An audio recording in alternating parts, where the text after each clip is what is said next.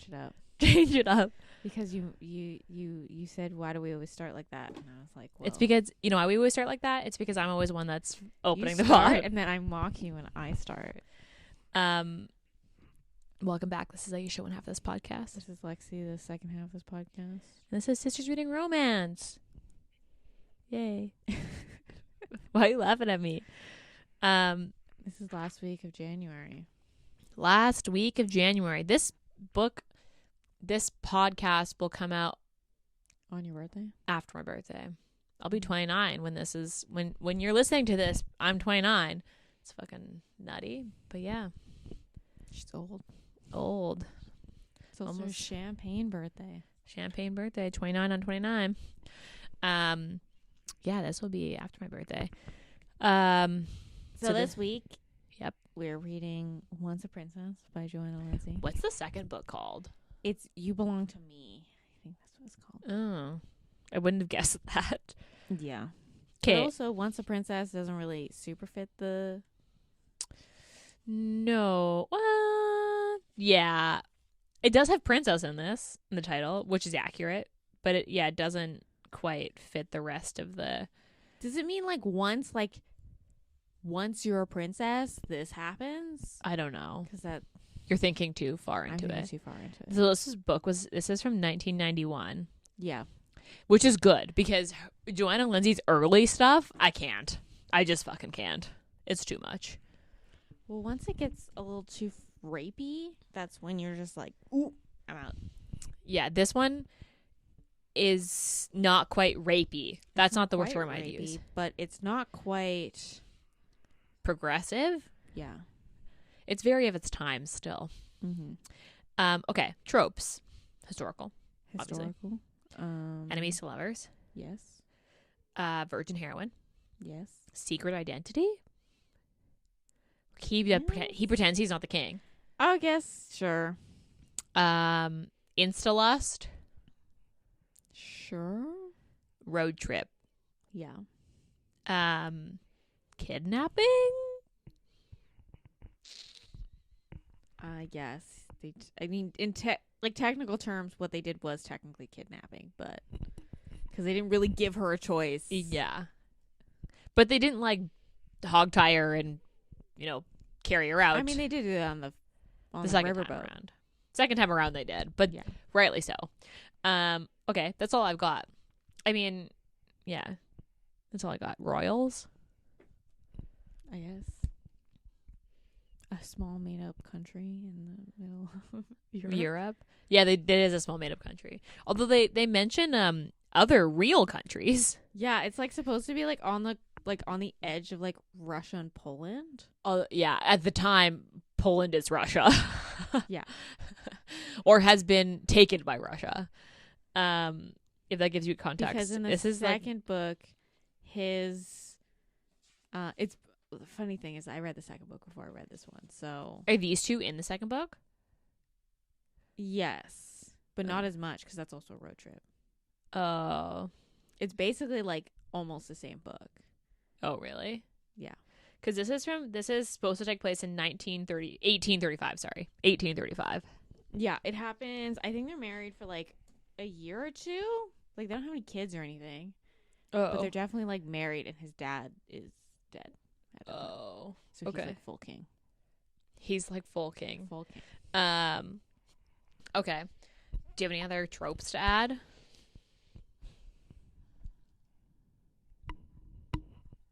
No. The nice thing about physical TBRs, we both have the physical book for these, and I can read the back of the actual book.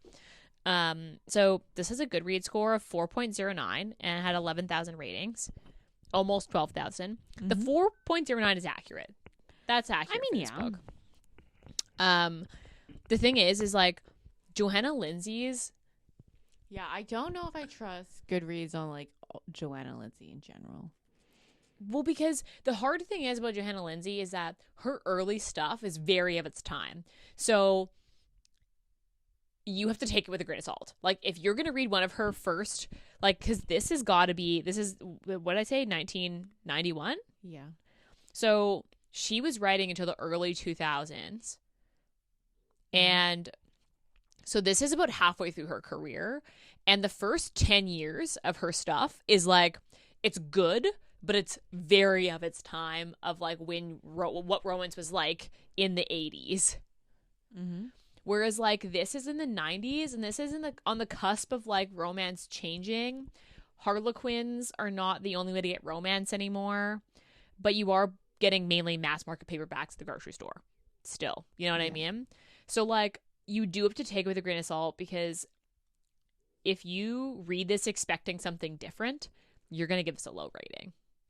But if you take it for what it is, yeah, I mean, you give it... the thing is, like, the reason I don't trust, in particular, Johanna Lindsay, also Lisa Claypass a little bit, like, all those, like, really, like, the really big historicals, it's like either you're fully committed to the bit, and you're just like, this is like the greatest book ever. Like, I know some people talk about Gentle Rogue like it's the greatest book ever written. Which is why, which is why I'm like, I don't know, not for me, if I trust it, but also, do I think it's kind of like an accurate-esque rating so because if you're into historical, this is good. It's good, and it's very like, it's kind of like middle of the road. Like, it's not super extremely rapey, but it's also like not like them trying to put progressive modern day takes on it. It's like, this is a historical the way historicals I assume it would be like. Yes, I agree. So I think if you're a historical reader, this is a great book. Honestly, I would recommend this to historical people. I am not a historical reader. I can appreciate this as a good book, but for me personally, I would have never picked this up unless we were doing this at the podcast. Do you know what Ayesha said to me when I had picked this book for this month? She was like, oh, do we have to read a second historical? Even though most of what used books are on my shelf is historicals. Yeah, I mean, you picked your historical. Why can't we pick my historical? My historical is fucking Song of Achilles, which is very different than this book. But I because also you didn't understand the assignment. To be fair, Johanna Lindsay is such a hit and miss. I had no idea what I was going to expect. Oh my god, she like pumped like Stephen King amount of books out. Like, she has over like, I think 300 books in her name. Yeah, it's she has a lot of books. She would is pump out at least like, she is one of the like founding mothers of historical romance. She'd pump out at least like 10 books a year. Like, she is a household name for sure. Like, and the thing is, this is a good book. Like, I actually like this book, but which is why I'm saying that like a 4.09 on Goodreads, because Goodreads can be hit and miss, especially with old Johanna Lindsay's, because sometimes like Gentle Rogue has a really high rating, and I was like, because some people think Gentle Rogue is the greatest book ever written. Which, if you're looking for a classic historical romance written in the 80s, that's what you're getting. I don't know. I think I like this one a little. I mean, obviously, I like this book better than the last one we did, Johanna Lindsay. Yeah.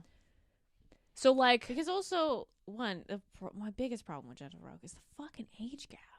Yeah. She's like 18 and he's like 40, over 40. Yeah. Where he's like 30 in this and she's like 20. Yeah, she's like 20. I think she's 23. Like 22, 23, yeah. She's like early 20s and he's and like that made 30. sense. That makes sense. And that's so more like, realistic. the gap, fine. I accept the gap. Yeah, which is a historical thing. Yeah. But yeah, I also think that that book was very like, she was naive, but like way too naive in Gentle Rogue. Yeah. Whereas Tanya's kind like naive and she's a virgin, but she's not like, I don't understand what happens. The entire time she's like, wow, this sounds like a scam. Yes. Yeah. She did not believe them until they were on the ship going back to Europe, and the butler was there being like, princess, explaining things to her, and she was like, maybe this is not as scammy as it is, because and then they get to the country and she's like, not a scam. Yeah, well, because she's like, you're all just so fucking committed to this bit. Yeah. And she just thinks it's the four of them that are committed to this bit, and then she gets to this boat with their crew, and she's like, ooh, are all these people in the same? Yeah. Like, that seems like a little far-fetched for all of them to have the same story. Because it's like these four rich dudes. Yeah. are like show up and say, "Oh my God, you're a princess," and like we're gonna take you to be the queen to your country, and you're gonna marry the king. Yeah, she's you are like, a queen. that sounds like a scam, and I'm gonna be like sold on the black market. Yeah, she's basically like, I'm being trafficked. Yeah, because you're fucking rich. How do I know you didn't get that money for this nice clothes? Because you sold some other girl. Yeah, and then so she goes on the boat, and then there's the butler, and she's like, you can't really buy a like this commitment is a lot to purchase. Yeah. Yeah. Did you read the back of the book yet? You haven't read the back. I have not read the back of the book. Okay, let's go trigger warnings. So I have abusive guardians. Yeah. And then the attempted assassinations. Yeah. Those are the two that are like, I would say, the biggest also, ones. when they explain the assassination of her entire family, yeah, it's pretty, like, it's he a goes lot. Quite into detail about, like, oh yeah, they murdered this this child. Yeah, the whole family. The whole family. Most of which were children. Most of them were children, besides her parents. Because there was like six kids or something. Yeah, there's 4 kids.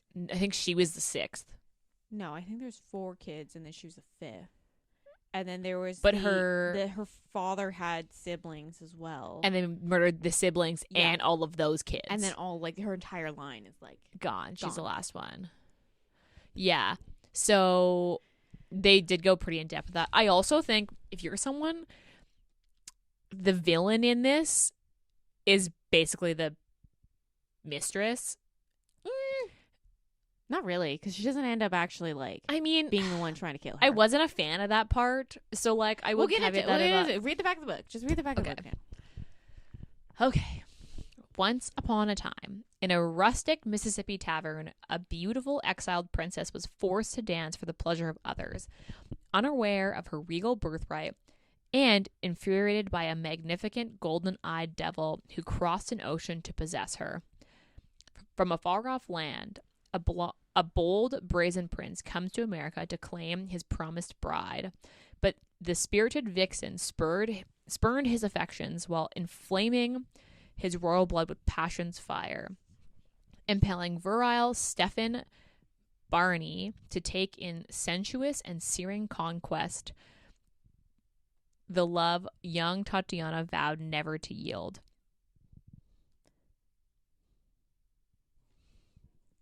So, that's accurate. It is accurate. It doesn't tell you much, but it is accurate. Okay. So this is book 1 in the series, and my initial thought is that there's 4 friends in this. The king, Stefan, his cousin. What the fuck's the cousin's name? Visil. There's like, it's like Visil Visil E. It is very it's very European. And there's an I at the end. And then there's Lazar. Yeah. And then there's...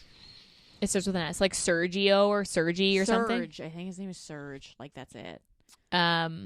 So I think the intention was that she was going to write 4 books in the series, and each friend would get a book, because you got the sense by the way that they were introduced and the way that their personalities were given. Yeah, also in the second one... The only other 2 besides... So the second one is the cousin, which is I'll look it up right now. Vistil? I think that's his name. Let's see. It is... Vistil? Vasily. That makes more sense. But he's the main character, and his 2... So Stefan isn't in it. But he's the king, so that makes sense. But he's the king. He can't go on a road trip. But the other 2 friends are in it. Because they're on the road trip with him. It's king, count, baron, and baron? Yeah. Okay, yeah. So that the 2 friends are barons. But they're all part of his group guard. Of friends, basically. Yeah. His his personal guard. Yeah. And they grew up together. Like, they're all friends. Yeah. So I got the sense that there were supposed to be 4 books, but she only wrote 1 other book in the series. Yeah, I think it's either they just, like, didn't perform very well. Which kind of shocks me, because I liked this book. Her publisher was probably just like, let it go. Move it on. Let's usher it along. Or she just got distracted by other storylines. 1,000 morale, or what's the Oh, the Mallory, the Gentle Rogue fucking series. Mallory series has like 13 books in it, and the fact she couldn't finish the 4 of this series. Yeah, maybe. Yeah, that is really weird. Maybe it didn't do well or something. I'd bet you it was probably like it just underperformed. Because in book 2 has a 4.06 rating and still has 8,000 ratings on Goodreads, which is a lot given this is a book written in the 90s. Yeah. So like, most people who read it at the time probably didn't go to Goodreads and was like, "Remember this book I read in the 90s? I think I'm gonna rate it on Goodreads now." that's true. That's something Mom would do. It is something Mom would do. We'd introduce it to Goodreads. She'd find it on a list and be like, "I read this," and then she'd just like go and give it a rating. And then she'd read like 500 books in a year. Yes, That that is actually exactly. 500 books in her entire This is life. actually just our parents' generation finding Goodreads, discovering it, and then marking red on every book that they've ever read in their life. Because I thought this was a good book. I actually did like this book. I like this book. For I was getting text messages from you being like, I was so frustrated. I was like, "Oh, this book," and I was like, "Dude, it's like Johanna Lindsay. I really don't." I know. what So you're part of talking me about. is like, you do have to. Johanna Lindsay is a very like signature style, and this is a very Johanna Lindsay book. Yeah. And I this is a good book. I would actually. I'm not a circle person, but if all 4 books were out, I probably would eventually finish the series because I did actually like the story that I would probably read on. So I'm kind of disappointed that the whole group didn't get a book. But yeah, I liked the book. I just found the beginning really slow because it took them so long to convince her to fucking get on the boat to begin with. She jumped off 2 boats before they got her on a boat. Yeah. Well, because on like the main boat. on the They main boat, They yeah. got her on a couple river boats. Because like it just was so slow when they're still in the tavern and they're like, "You're a princess," and she's like, "Nah." And I was like, she like runs. yeah, and multiple times. They then- catch her. They catch her, And then and then they get her on a boat, and then she runs off that boat. And She, then like- they have to go. They circle back to her town in Louisiana. yeah, because And then basically they get on another boat. because I thought, okay, so I They was literally- shocked. Yeah. So when she jumped off the boat, I was like, okay. And then they're fucking committed because they're like, fuck it. And like Stefan's like, you know what? Fuck this bitch. And he jumps in too. And then the friends are like, No, oh, fuck. that And was they- my favorite part. Was when she jumps in. He's worried that she's gonna get eaten. she's gonna by die. She's gonna die. The paddles. 'Cause Yeah, if she's you've gonna- ever seen a riverboat, It's- it has like the big paddle in the back. Yeah. He Well, thinks that he she's was, going like- to die. Yeah, he thinks, and she also will like imply That she can't swim. She can't swim, and he was like very worried. She's gonna And die. all his friends were like, "She's fucking lying to you."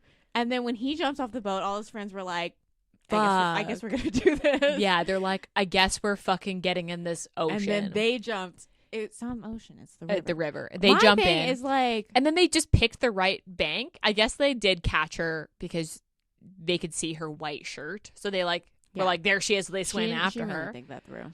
And then they do catch up with her. And then they But yeah, that was my favorite part where they were like, where I guess we're committed to the bit. I think we're just were just fucking getting in we're this just ocean. jumping out, like, And like they don't have anything on they them. have- So it's I whatever think the they have like a couple daggers. But they it's don't like have whatever the anything fuck else. they've got on their body Yeah. because they didn't have time to like if they let Stefan jump in and didn't go after him, he'd be gone because the boat was like turning a corner and they were like, fuck. So they all And this jump is in Also, after she had pushed 2 of them into the river. into the water. Yeah. And- I think she pushed She's pushed Stefan and Surge. I think, into the water. because they were behind her, and she tried to like bolt. They also are on this bit that Stefan isn't the king and that his cousin is the king. Well, because he thinks that she's gonna be so Worried about the grotesque scars. by his scars, and she was like, They're just scars, "They're bro. just scars." Like I would have to see how she like. What they Because look she didn't like. really explain them besides like his face is kind of like littered with like some like white scars, because I just assumed that when she looked at it she was like, oh, those are shaving scars. Like, Although they do, it is like, it's basically like a bite mark and it's like down his face. So yeah. they did sound big, but like, I don't know, let's be honest. If someone's really fucking attractive, a scar isn't going to make Except them unattractive. For his, like, everyone in the fucking country, in his country, was like, oh my god, can you get over the scars? That is a very, like, and she's just uppity, like, I think that's, like, just a aristocrat snobbiness, though. Yeah, where she grew up in, like, a tavern. He literally thought she was going to be so, like, disgusted with his scars that she would not want to marry him.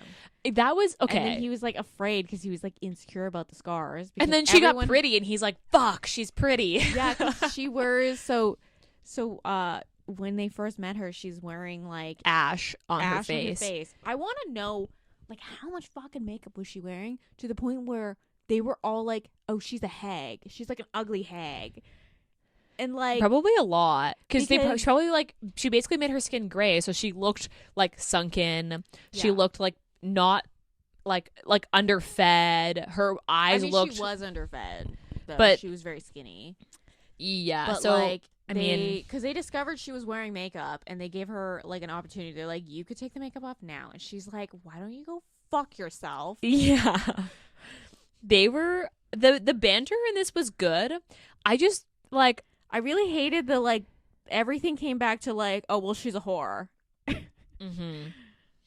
Yeah. And although it is explained at one point where she's like, I get that they're not saying it to be offensive. They're saying it as, like, a statement of fact, but it is kind of offensive. Like, it's like it was a fact at the first time.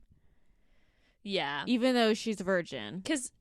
And that's why she's wearing the makeup. It's like, the thing is, like, they just never looked at the context clues. They all just looked at the facts. They were very man about it. They were just like, okay, moving on from that fact. They didn't look at, like, the whole thing, like, why is she wearing makeup like that? Why does she have a dagger on her belt and threatens to slice everyone's throat anytime they come anywhere near her? But she, like, basically was trying to go unseen, untouched. Yeah, because she didn't want. And she was also like, I'm going to die, like, alone. Like, I don't need a man. I don't want a man. Yeah. I'm going to die like this. Because what I didn't expect, so when she jumped off the boat, got into the river, swam across, then they found her, they got the horses, and then she took off one of the horses. I expected them to catch up with her really quickly and then be like, get the fuck back here. But instead, she went all the way back to the fucking town, and then they had to catch up with her there, and I just felt like that took so long. They got to the town before her because she took all the back routes. Yeah, because she didn't want to be seen. She didn't want to be seen, and they were just like, well, we're going back to the town. Because they knew that's where she was going to go. Just like they got there first, to the point where he was able to buy the fucking tavern, sell it. Yeah. My thing wasn't that. My thing was that it even happened. Like, I just wish that was cut out. Like, I was like, this didn't need to be in here. When she, like, ran back to the town, it should have just, like, next chapter start when she was in the town. Yes. Instead of, like, it's her, you get a little bit of her journey, and then you get the interactions of them finding her in the town, and then the selling of the stuff. I just thought that was, like, a little bit too much. I had, like, a bit of an issue with reading this book is, and this is probably just because I'm so used to how books are written now, but there's usually, like, a page break when they change perspectives where, like, I found they were, like, changing perspectives in the middle paragraphs. Yes. Like, they were, like, first talking about because this is in third person, and then they would, like, jump right into his perspective and then kind of continue on like that, and I was like, where the fuck are we? What's going on? Yeah, and it's in third person, so she can jump around. You can do that, but I just, like, but I'm just so used to, like, a page break when you break because it goes one sentence is in her point of view, second sentence is in his point of view, and they kind of just, like, merge but the storyline is still continuing on as normal, but you're getting one thought in hers, one thought in his. I just kind of just wanted a page break. It was a little confusing. And you got other people's point of views in it as well. Oh my god, you got the fucking mistress's point of view at the beginning of the book. I was like, wow, this was written in the 90s, because nowadays you wouldn't get this. Yeah. I didn't like that part. I did like his fucking raging temper and the fact that they were like, oh fuck. Yeah, and she was like, well, what are you going to do about it? And he was like, and he knew, was like, what do you mean, what am I going to do about it? Because everyone usually cowers before his rage. Yeah. And she's just like, I fucking dare you. And I mean, he does call her bluff, but yeah, but then also I did think, like, it was funny. Like, it was funny. I thought it was actually because he was never at risk of, like, actually hurting her. Well, because he knew most people were afraid of his rage. He just, like, he just would get really mad and need an outlet for his energy, and it often came from having sex, or like punching something. And I thought it was actually a really good part of the book, because she was constantly like, I fucking dare you, and he was like, are you sure? And she'd be like, yeah, and he'd be like, all right. And it just added to their banter, and their banter was good. She'd also egg him on. Yes, on purpose. In the casino or the gambling room scene. Yeah. She was like, I'm going to make him mad. On purpose. Okay. I'll jump to, I have two, I didn't like her being like, I'm gonna walk into the fucking forest because I'm pissed at him, and he's gonna get upset, and then I'm going to, like, I want his attention. He was ignoring her. Yeah, so she's like, I'm gonna fucking walk into the forest and freak him out because he's ignoring me. And I was like, it's like a little childish. I mean, I understand she's supposed to be 20, but she doesn't come across as young. No. Like, she comes across as, like, she also obviously has lived a hard life. Yeah. So she comes across as quite mature. But also, so if we're going to do that, I was like, at that point, because I will say this, I think the miscommunication went on too long. Most Johanna Lindsay books, like even the second one, did the same thing. So I was like, when it got to that point, I was like, I don't know why I expected anything different. But that's the part, it like drags on, and it's literally like him, like she would tell him something, and he would just be like, "Oh, she's just being sarcastic." Yeah.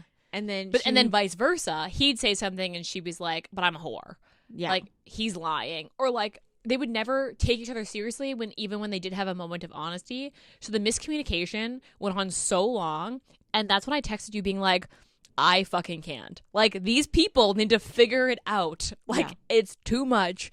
Because that was too much. Like, like the misunderstanding continued on so fucking long. And don't get me wrong, like, the banter was good. I liked the battle of the wills. Like, this is a true enemies to lovers. Like, it is, and this is a good enemies to lovers. But the fucking miscommunication went on way too long. Like, when they had sex the first time, I was like, okay, this is it. They're gonna get together. They're gonna have, like, this. I was like, in my head, I was like, the assassin's gonna come still. I have a feeling. But they're gonna deal with it together. Nope. He's he just leaves. Yeah. And she's just like, she sits there and she's like, well, fuck me, I guess. And then she called in the friend to be like, you need to look at all this evidence I found, because he ran out of this room hotter than, like, yeah, he literally took my virginity and fucking left. And then he was like, so and we're still thinks she's a whore. Yeah. And the friend comes in, we're just like, he's like, where's the blood from? And she's like, it's my blood. And he's like, so you were injured? And she's like, no. And he's like, so we're just not going to talk about the blood? And she's like, no, the blood is not important right now. It's like, the giant cut in this fucking pillow. Yeah. And he's like, they all know that she's a virgin at this point now, and they believe her, point blank told them. Fucking Stefan. And I'm like, and then the sex part happens, and I'm like, fucking obvious. Like, and then literally he didn't figure it out until like the last 3 pages I was like, of this book. Oh my God. I was like, and then he leaves and she sits in bed being like, this is honestly so shitty that I could laugh. She's like, this is fucking awful, and I now have no proof, and he is an idiot, but we're here. Yeah. And this is just now my life. And I was like, this is fucking so shitty.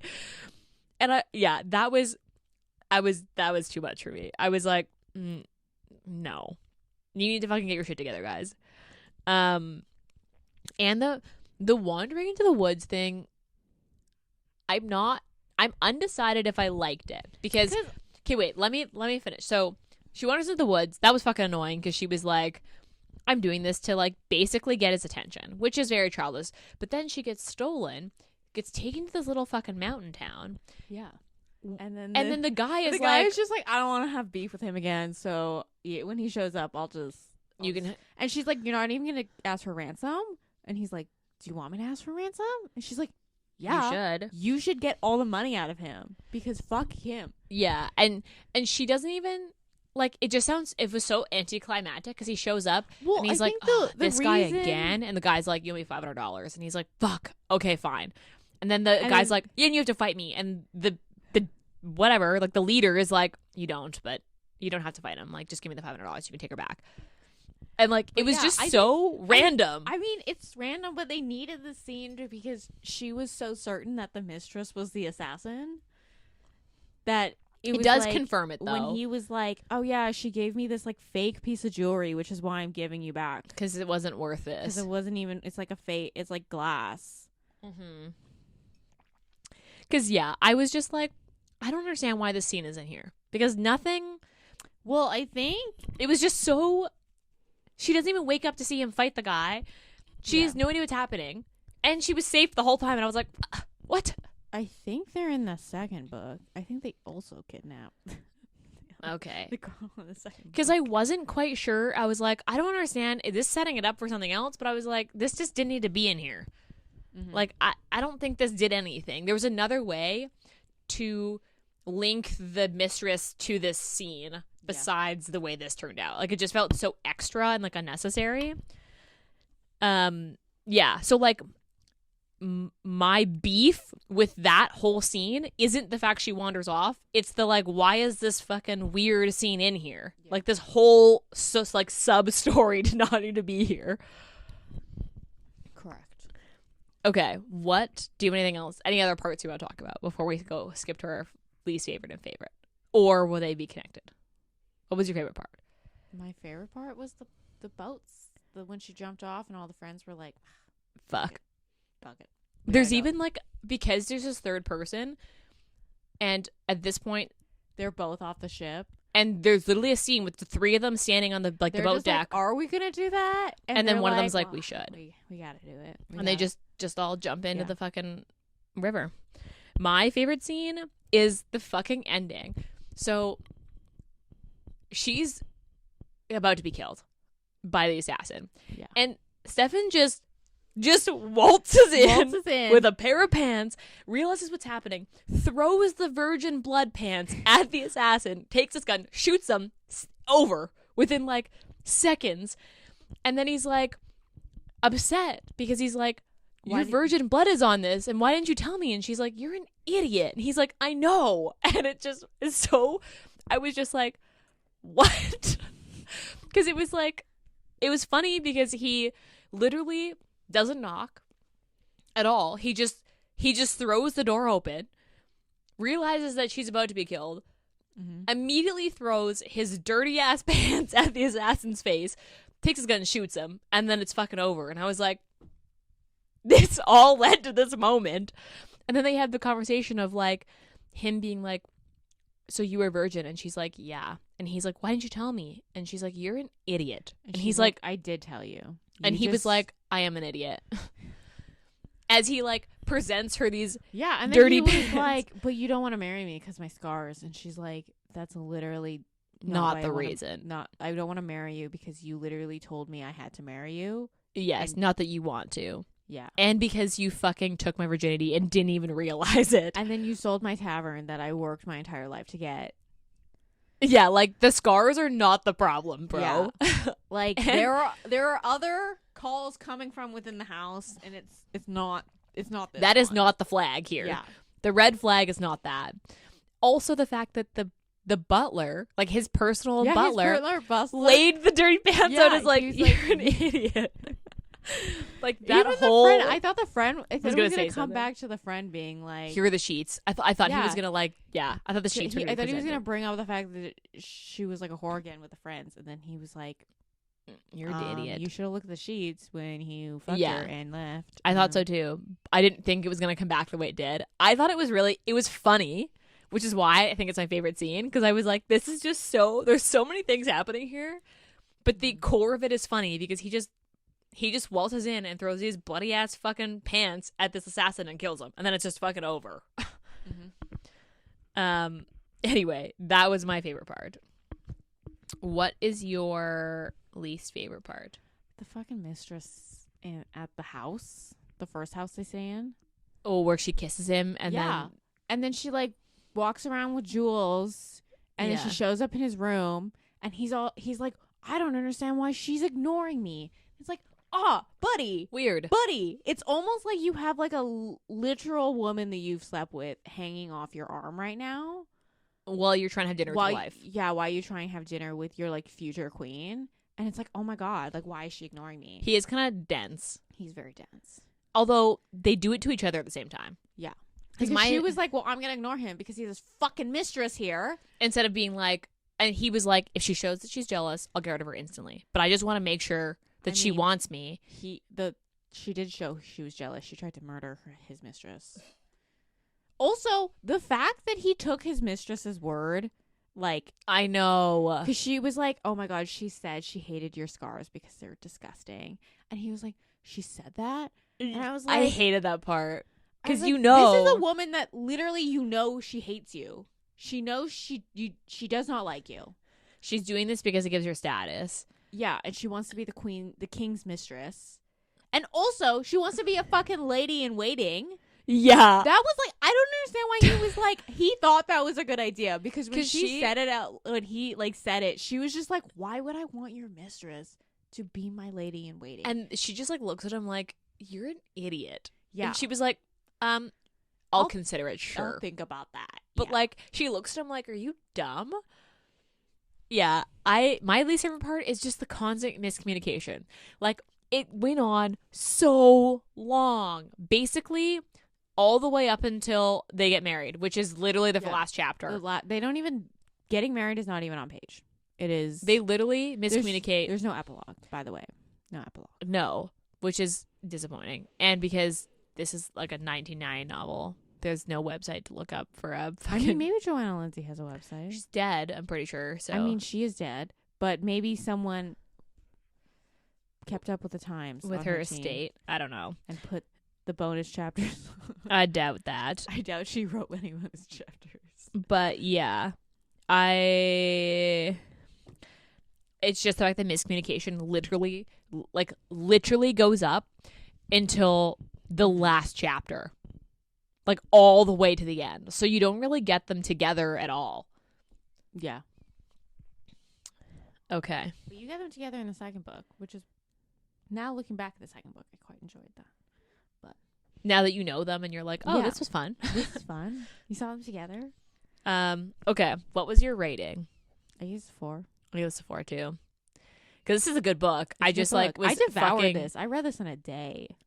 I had to stop after the sex scene at the virgin scene. I was like, I need to take a hot lap because I was so fucking frustrated about it not solving the problem of their miscommunication.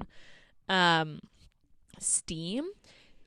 I actually think it's like a 1. They have like 1 sex scene. Yeah, but then there's the like, he does finger her at the river. Which I thought was going to be the point where he realized that she was a virgin. I thought so. I thought he was going to like break her hymen with his finger and then look down at his finger and be like, there's blood on my finger. Like, I thought that was going to happen. That would have been good. That actually would have been a good scene. But yeah, I don't know. I have a 2 because there was a lot of like, will they, won't they at the beginning. Now, and then there's like the scene where he's drunk and then they like almost kiss and then. Or he takes the bath. Yeah. I don't know. Is this a 1? I think this is a 1. I didn't find it extremely sexy. I didn't find it very spicy. It was more like angsty. So it was a 0 closed door? Yes. And then a 1 is like a historical. I guess that does make sense. Like a historical would be a 1 with a 1. I would like maybe argue like a 1.5. Maybe. Okay. I would agree with. Your dog's just fucking 1.5. Okay. Would you recommend this? Yeah. I mean, if somebody wants to get into Johanna Lindsay, I'd probably recommend these 2. But I also would put like a caveat of like, it is a Johanna Lindsay book. This is like, just remember you're reading a like historical Johanna Lindsay book that was written in the 90s. Yeah. I think if you're a historical fan, I think you'll like this. Yeah. If you're someone who doesn't read a lot of historical, this will be a struggle. Yeah. Because if I read a lot of historicals when I first started reading romance, I feel like that's how a lot of people get into romance. So if you had given me this at like 22, I would have fucking devoured it. It would have been great. But at 29, with all the other things I've read, I'm not a historical person anymore. It's just I like a good historical. would you reread this? Maybe this one. I don't know if I'd reread the second one. Oh, really? I think Okay. I enjoyed this one more than the second one, but that's Okay. just because what's the cousin's name? I don't remember. He's so fucking annoying in that. Okay. Cuz he was annoying in this. He's annoying in that, but they were like, "Oh, but he's playing a bit. He's playing a bit, so you hate him. So then I'm the better option for you." Yeah. And they were just like, but he was like, they kind of have like a weird like sibling relationship by the end of this, Yes. where like in this book it was kind of like he still had the same arrogant. he had the same arrogant attitude, but also was like, you knew he wasn't like you. Like, it wasn't like that, like, in the back of your head knew he wasn't going to end up with her. It was like, oh, she's going to end up with this fucking dickhead. Okay. Cuz in this book, Tanya took a little while for me to grow on, cuz the beginning when she was like trying to escape all the time, I was like, just fucking I like, don't know. Sounds scammy to me. when she kept saying it's scammy up until like they were on the like main ship, I was like, girl, just like, well, she didn't know she was going to get kidnapped and sold. I think that went on a little too long, and that's why it took me a while for her to grow on me. Portion in America took on a little too long. Agreed. But I liked Stefan. Like, yeah, I like Stefan. He was so good. He's got to be he's got to be one of my more like my favorite historical I don't know, Sebastian, man. If you get over the rape subplot in the other books. I wasn't a huge fan of. I mean, he was good, but I actually really like Stefan. So I would recommend this. If you're a historical fan, I would read this. This is a book I'd recommend. But yeah, it is a Johanna Lindsay book. So like, they don't get together and get married very easily. That's not a Johanna Lindsay thing. Yeah. No, the second one. Are you planning to read the second one? I don't know. I haven't decided. Because don't spoil it, because I might read it. I think if you had issues with the miscommunication in this book. No, like if you had issues with what's her name? Tiana? Like call her Tanya, but it's Tatiana. It's like Tatiana, which is like not difficult to say at all. Anyway, if you had issues with Tiana, you probably will have issues with Alex in the second book. Okay, maybe because she's definitely a very niche. Like, don't get me wrong. By the end of it, I'm just like, yeah, fuck this guy. She is all on the right, but like, she's very niche. Heroine. Like, yeah. Interesting. Okay. Noted. Okay. Do you have any other last words about this book? No. I don't think so. I was very worried to read this because Johanna Lindsay. Well, you're like, I don't want to read another historical. Could you pick something else? To be fair, you have a lot of step backs on your. I'm not going to get rid of this book because I have step backs. Also, my second and my first book are matching, and I'm not going to get rid of them. They both have the step back, and they both have the cover the same. Yeah, so like the step back on the second one has a purple edge, where this one is a blue edge, but it's the same font and the same flower on front. Because I'm probably going to take this back to the used bookstore, but I was very worried that I was going to hate this, and this actually was really good. Like, I don't know whether you knew that going in or whether this just like worked out in your favor. No, I had a good time with like You Belong With Me, which is why I was like, I need the first book in this series, and I hunted this one down. Oh, I feel like I remember that. Remember you asked me like to look for this book. Yeah, I was like, look for Once a Princess. Oh, and then you're right. I did find it. Okay. Well, I would recommend this if you're a historical reader. I think you'll like it. Yeah. On that note, what are you reading right now? The second book in I think it's called the Devil's Cradle series by Susanna Wright. Okay. It just came out. I think it's called like The Nightmare in Him. Okay. I did see that. But it's the second book. It just came out. Actually, one of her books are on sale right now. Oh. One of the Dark and You ones. The Dark and You are all on KU now. Oh, really? Oh, yeah, well, I fucking bought it, so. I was so mad because I bought the entire Dark and You series. Yes, I did too. And then after she released the last one, she was like, they're all going to go on KU. And I was like,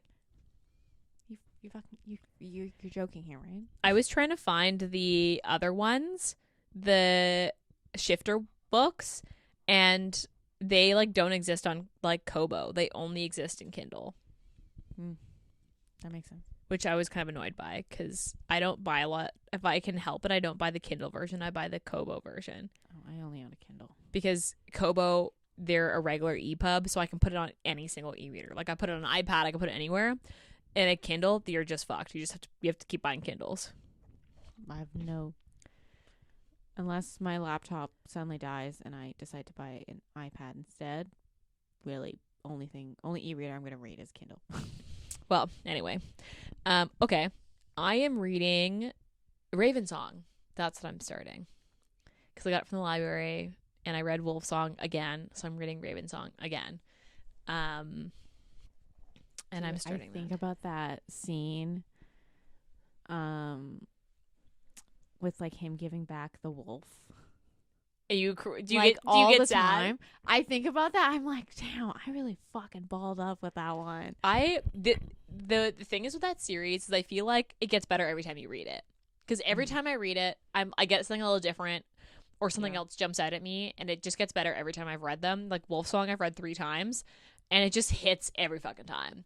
And this is the first time I'm rereading Raven Song, and I'm excited because I think the only one I wouldn't reread is the last one.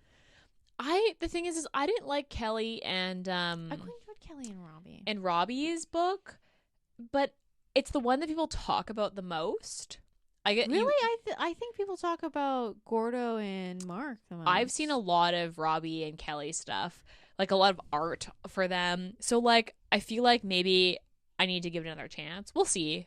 I'll read this one and then we'll see if I circle back. I'm trying to wait for the new covers to come out in paperback, and then I'm probably going to buy Wolf Song and Raven Song. I haven't decided I'm going to buy all 4 because I don't know if I'll go back to all 4. But then do I buy them to complete the series even though I'm not going to go back to them? Just about to get rid of In the Weeds, and you have the first book in that series. I am going to get rid of In the Weeds. Although In the Weeds, like the overarching plot is different. Like this is a standalone realistically. So it's not like I need to read this book to read another book. Anyway, okay. Anything else? No, but I do think this has prompted me to now read more of my. Maybe I'll try to like every month. I'll try to read one of my physical TBRs. That's my goal for 2024 is to read one book on my shelf every month, and then my goal is to read one book on my shelf every month and one book on my e-reader every month. Because how many ebooks do you have that you've never fucking read? I'll get to them eventually. So many. E-reader is just like it doesn't exist to me. If it's not downloaded, it doesn't exist to me. So I'm gonna do that. Anyway, on that note, so this comes out the last week of January. The mix and match winter boxes for the Modern Romantics book box is closing soon. So if you want to get a mix and match box, this is the time to do it. If you're listening to this episode and you followed along us on Instagram, then you knew that I did a birthday sale yesterday.